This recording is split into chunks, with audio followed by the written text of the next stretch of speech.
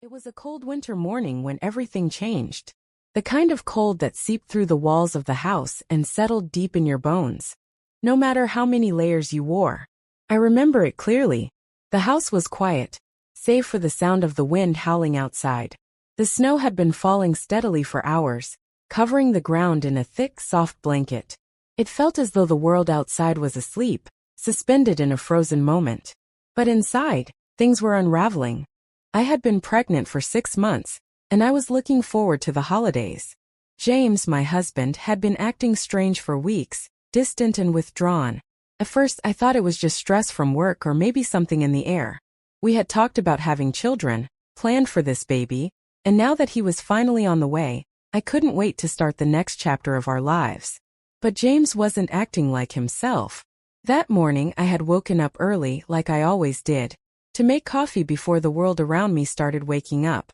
The sound of the coffee machine brewing was comforting routine. As I poured myself a cup, I heard James's footsteps from the bedroom. He came out in his pajamas, his face unreadable, his eyes tired and vacant.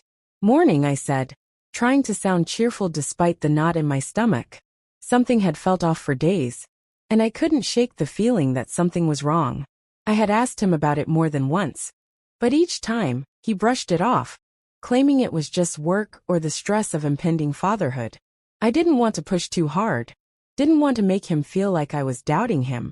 But the cracks in our relationship were becoming impossible to ignore. "Morning," he replied, his voice flat. He didn't offer a smile or any of the warmth he usually gave me. Instead, he walked to the kitchen, grabbed a mug, and poured himself coffee without a word. I watched him closely, but he didn't seem to notice. He didn't seem to notice anything anymore. We sat at the kitchen table, eating breakfast in silence. The air between us was thick, like we were both avoiding something. I felt the weight of the moment pressing down on me.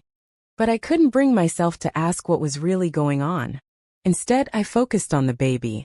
"Have you thought about names yet?"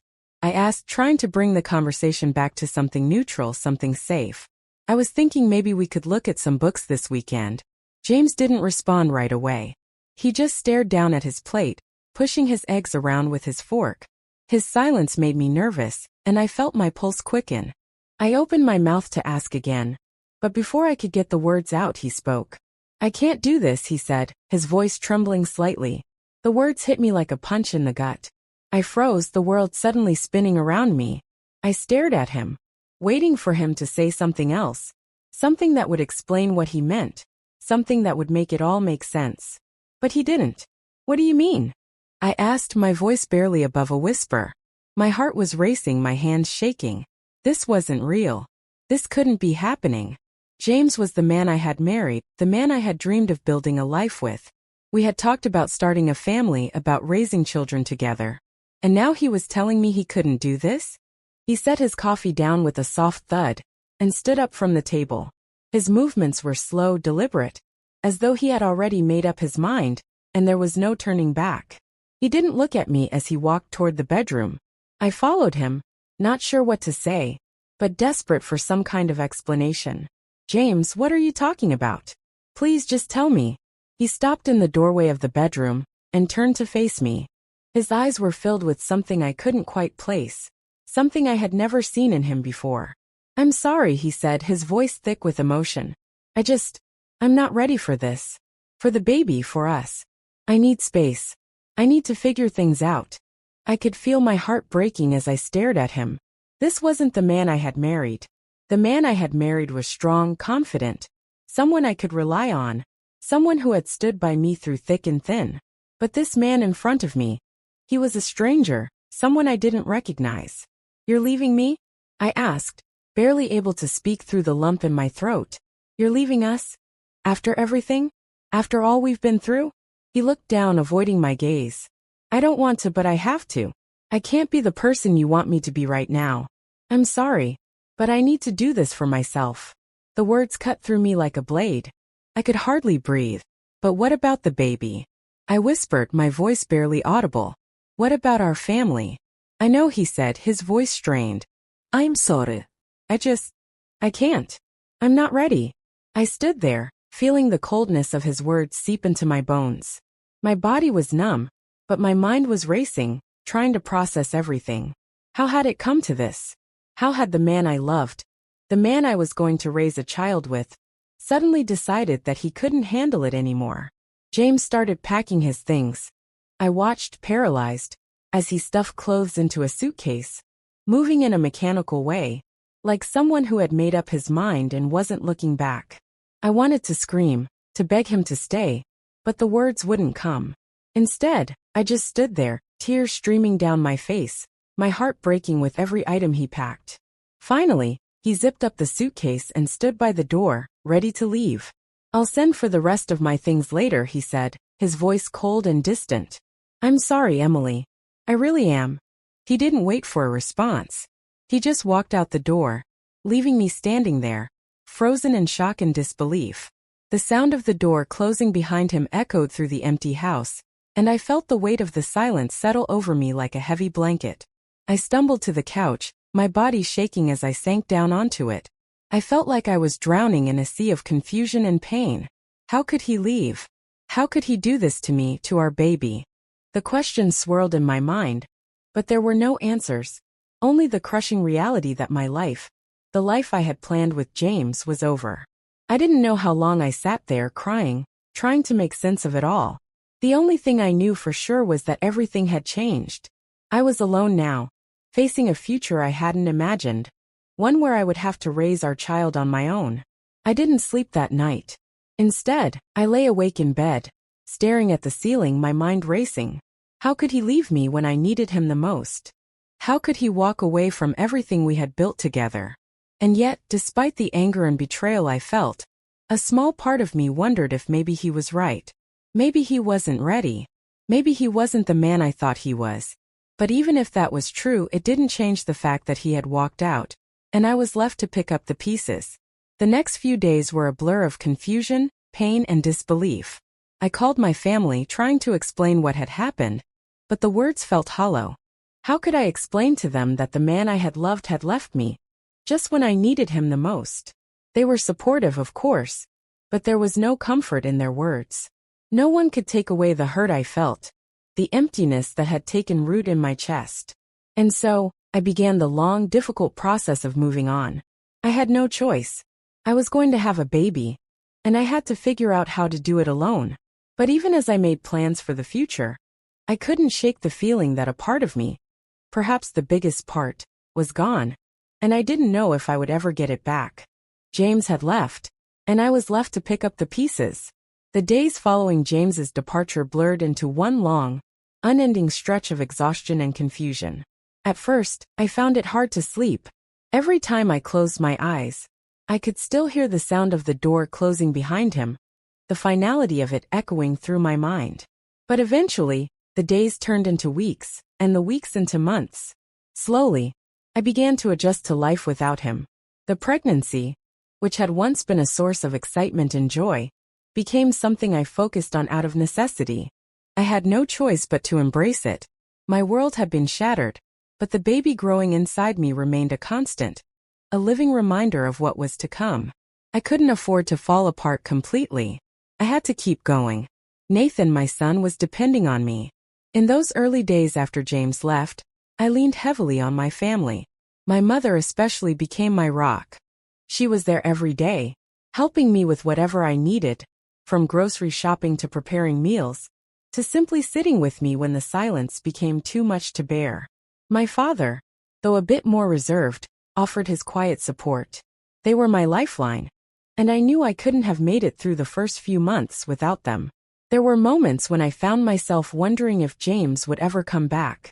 I'd lie in bed at night, feeling the soft, rhythmic kicks of the baby inside me, and think about all the promises we had made to each other. Promises that now felt hollow. I couldn't understand how he could just walk away. We had talked about this moment, about building a family together. He had wanted this as much as I did, hadn't he? But then I remembered his words, "I'm not ready." The truth hit me harder than I wanted to admit. Maybe he wasn't ready. Maybe he never had been.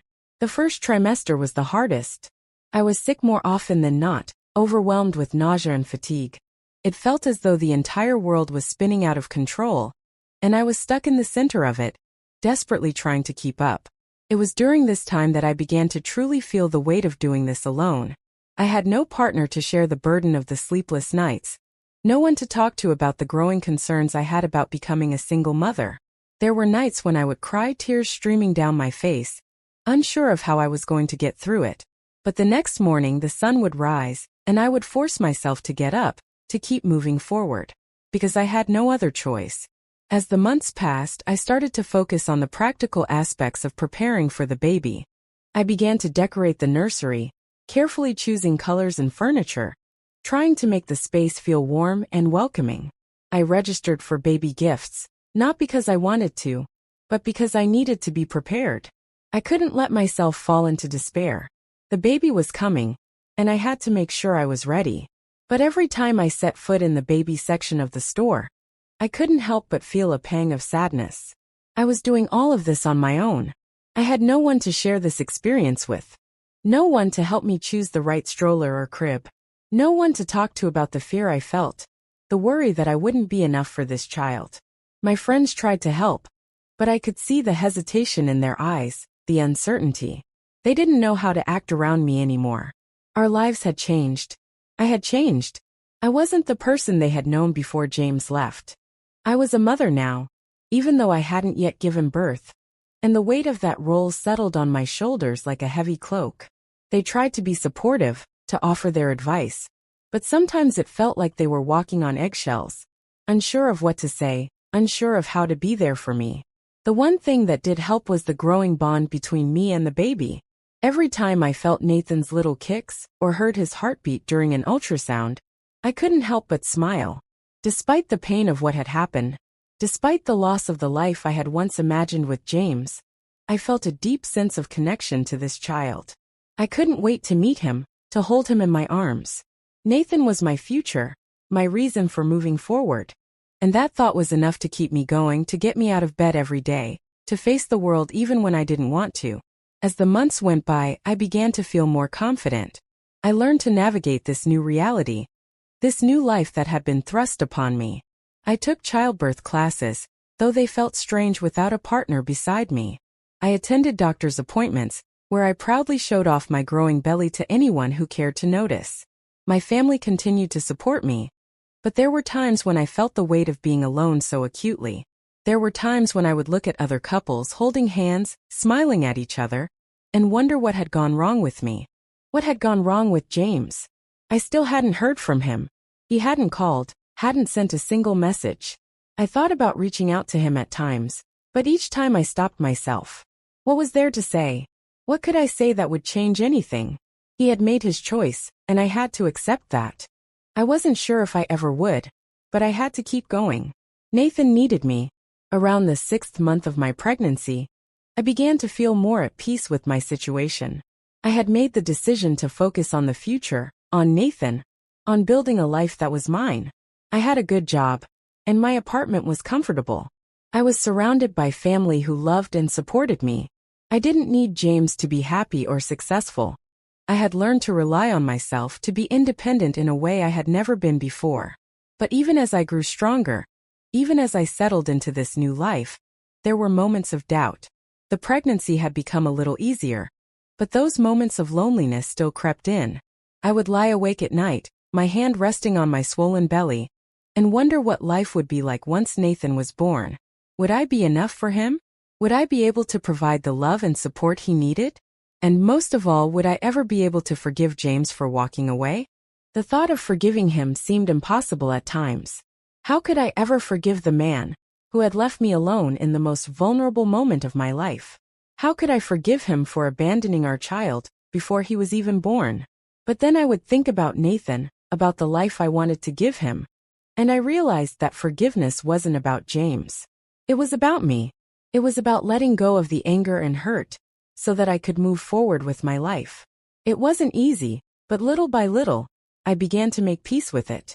As I entered the 3rd trimester of my pregnancy, I felt a sense of calm wash over me. I was preparing for the hardest part, the delivery, but I was also preparing for a new chapter in my life. A chapter that didn't include James, but one that was full of possibilities. Nathan would be my partner, my family, my everything. And that thought, that hope for the future, was enough to keep me going. I wasn't sure what the future held, but I knew one thing for certain. I would be okay. Nathan and I would be okay. And that was enough. It wasn't until a few weeks later, just days before Nathan was due, that I received a message from James. I wasn't sure what to make of it at first. But that, as they say, is a story for another time. For now, I was focusing on the little life growing inside me, and that was all that mattered. 5 years had passed since James walked out on me. 5 years of tears, pain, growth, and ultimately healing. In the beginning, it had felt impossible that I would ever get through the heartbreak, that I would ever be able to look back and understand what had happened, let alone forgive him. But time, as it always does, moved on, and so did I. Nathan, my son, was my world now. He had filled the void that James left. And in many ways, he was my redemption, my reason for surviving. Every milestone he reached was a victory, not just for him, but for me too. His first steps, his first words, his laugh, his curiosity. Everything he did was a reminder of how far I had come, how much I had overcome. There had been difficult times, moments when I questioned whether I was enough for him, whether I was doing the right things, whether I could give him everything he deserved. But Nathan was a reminder that love wasn't about perfection. It was about doing your best day after day. And I was doing my best. I was trying to be both mother and father, both protector and nurturer. And it was exhausting, but it was also incredibly fulfilling. I was proud of myself and the life I had built for Nathan and me. And then, out of nowhere, came the message. It was a normal Tuesday afternoon when I saw his name flash across my phone. I hadn't heard from James in 5 years. No letters, no calls, no birthday wishes, no attempts to reconnect. Nothing. So when I saw his name appear on the screen, I froze. I had no idea what to think or feel. My first instinct was anger, pure, unrelenting anger. He had left me when I needed him most. He had walked out on our son before he was even born. And now, after 5 years of silence, he thought it was okay to just show up in my life again. My heart was pounding in my chest as I stared at the message. I'd like to talk. Please let me know if you're open to it. I didn't know what to do. Part of me wanted to delete the message and move on, pretending that nothing had happened. But another part of me, the part that still wondered what had gone wrong all those years ago, felt a strange pull to respond. What did he want? Why now? Why after all this time? I took a deep breath and responded. What do you want, James? There was a long pause before he replied. I could feel my anxiety growing, my thoughts swirling. What was I hoping for? An apology? An explanation? A chance to hear his side of things? Or was I just bracing myself for more pain, for more heartache? I've been thinking about everything for a long time, he wrote. I know I made a huge mistake. I was afraid and I wasn't ready. I've spent the last few years trying to figure things out, and I know I hurt you. I'm sorry. I want to be a part of Nathan's life. I want to be there for both of you. His words hit me like a ton of bricks. The first thing I felt was anger. How dare he think he could just waltz back into our lives after everything? After abandoning me when I was pregnant? After walking away from his responsibilities? But there was also something else. Something softer, something buried deep inside of me. I had been angry at him for so long, but a part of me had never really let go. A part of me had always wondered what would have happened if he had stayed, if we had been able to make it work. I'd told myself over and over that I didn't need him, that Nathan didn't need him. But the truth was more complicated. It wasn't just about whether we needed him. It was about whether I could forgive him. I sat there for a long time, my finger hovering over the keyboard. What should I say? Could I forgive him for everything? Could I let him back into our lives after all this time? What would that mean for Nathan? What would that mean for me? After what felt like an eternity, I typed back. I'm not sure what you expect from me, James. You walked out on us. I don't know how you think you can just come back into our lives now. I hit send before I could second guess myself. Immediately I regretted it. Was I being too harsh? Should I have been more open to hearing him out? But the truth was, I had no idea how to handle this. I didn't know if I could ever trust him again. James's reply came quickly. I don't expect anything, Emily. I don't think I deserve anything. I just want a chance to be there for Nathan, to make up for what I've done. That was when I felt it. The flood of emotions that had been building up for so long. The hurt, the betrayal, the confusion. It all came crashing down on me at once. I had spent so many years trying to move on, trying to convince myself that I didn't need him, that I didn't want him back in my life. But now, in this moment, with his words hanging in the air between us, I realized how much I had kept buried inside. I realized that despite everything, a small part of me had always wondered what might have been, always wondered if there was a chance for us to rebuild what had been broken. I closed my eyes, letting out a shaky breath. I don't know if I can forgive you, James. I don't know if I can trust you again. But Nathan deserves to know who you are. If you want to be a part of his life, we'll have to take this slow. I won't let him get hurt again. It felt like a step forward, but I couldn't shake the feeling that this was just the beginning of something complicated. Something that could either bring healing or more pain. We agreed to meet the following week. I didn't know what to expect, what to feel, or even how to react. Part of me wanted to run away from the whole situation, to protect myself and Nathan from the pain of reopening old wounds. But another part of me knew that this was something that needed to happen. I couldn't keep living in the shadow of the past, pretending like I didn't wonder what had happened, pretending like I didn't care. The day we were supposed to meet, I spent hours second-guessing myself. What would I say? What would he say? How would Nathan react when he saw him? It was all too much to process, and I felt a knot tightening in my stomach as I prepared for the confrontation. But I couldn't back out now. I had agreed to it, and I needed to know the truth. We met at a cafe, a neutral place, somewhere we could talk without the weight of our past hanging over us too heavily. As I walked into the cafe, my heart was pounding. I scanned the room and spotted him sitting in a corner booth, looking older than I remembered but still familiar.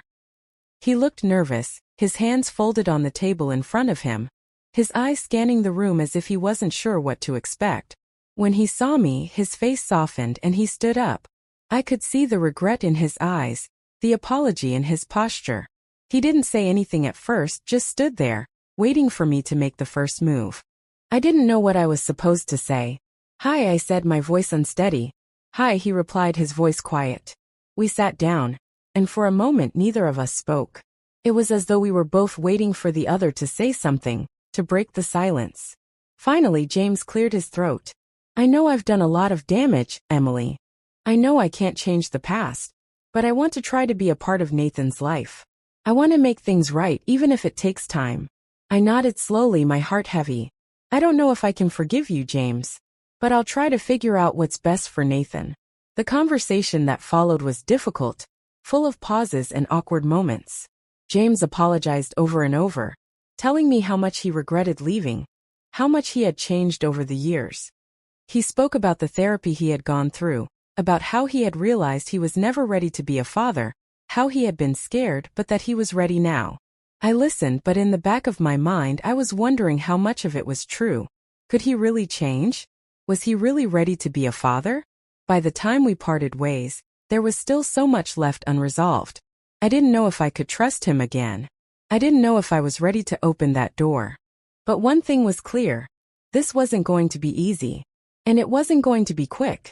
The road ahead would be long and uncertain, and I had no idea where it would lead. But I was willing to give it a chance, for Nathan's sake, if nothing else.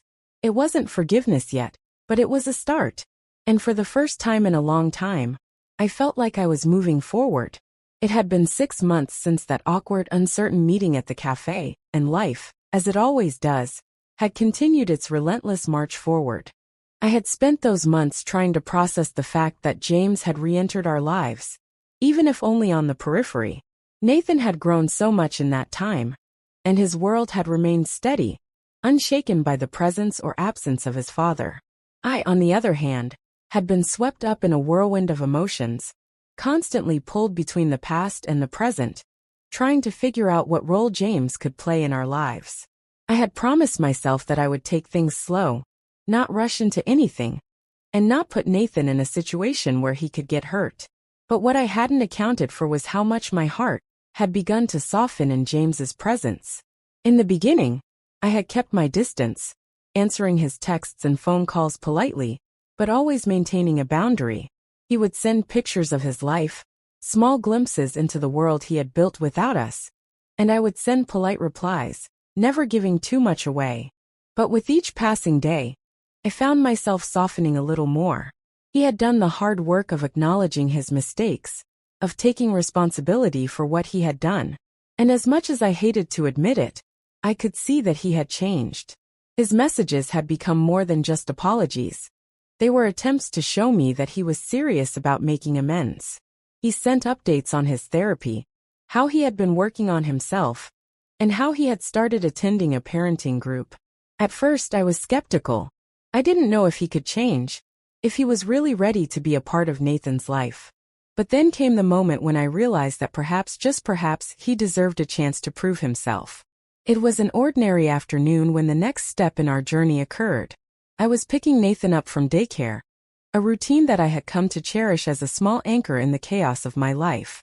Nathan's bright smile greeted me as he ran to the car, his tiny hand gripping mine as we walked toward the vehicle. His laughter filled the air, and for a moment, everything felt simple again. He had no idea of the complexities that were swirling around us. All he knew was that his mother was there, and he was safe, happy, and loved. As we drove home, I couldn't help but think about the promise I had made to myself to keep Nathan's life as stable as possible. The last thing I wanted was for him to grow up in a fractured world, torn between two people who couldn't figure out how to be a family.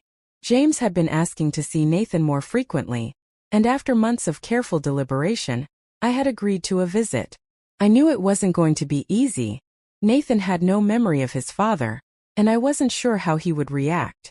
Would he accept James into his life, or would he be scared, confused, or resentful? And what about me?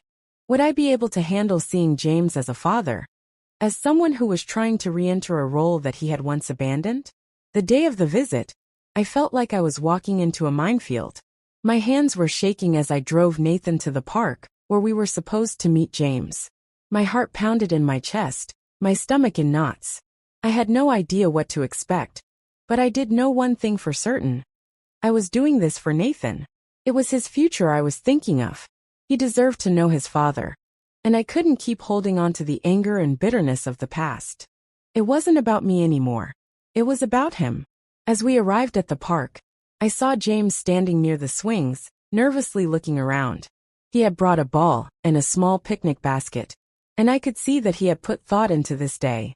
He wore a simple t-shirt and jeans, his hair a little longer than I remembered. But what caught me off guard was the look on his face. Pure anxiety mixed with hope. His hands were stuffed in his pockets, and when he saw us, he straightened up, as though he was readying himself for something important.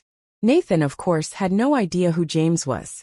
He had been excited for the visit, eager to play and meet new people, but he had no concept of the significance of the moment. I watched as Nathan ran ahead, pulling at my arm. "Mom, can I play on the swings?" I smiled at him, a little nervous but trying to keep things light. "We're going to meet someone first, honey." James knelt down to Nathan's level, extending his hand. "Hi, Nathan. I'm your dad." Nathan stopped in his tracks, his eyes wide as he glanced up at me for reassurance. I gave him a gentle nod, silently urging him to be brave. James's voice was soft, a little shaky. "I know this might be a little strange, but I'm really excited to meet you." Nathan hesitated, looking between me and James, then slowly took his hand. He didn't speak, but the simple act of shaking hands seemed like a significant step. The tension that had been building up in my chest loosened a little. It wasn't perfect. It wasn't the joyous reunion I had once imagined. But it was a start. James stood up, and the three of us walked over to the swings.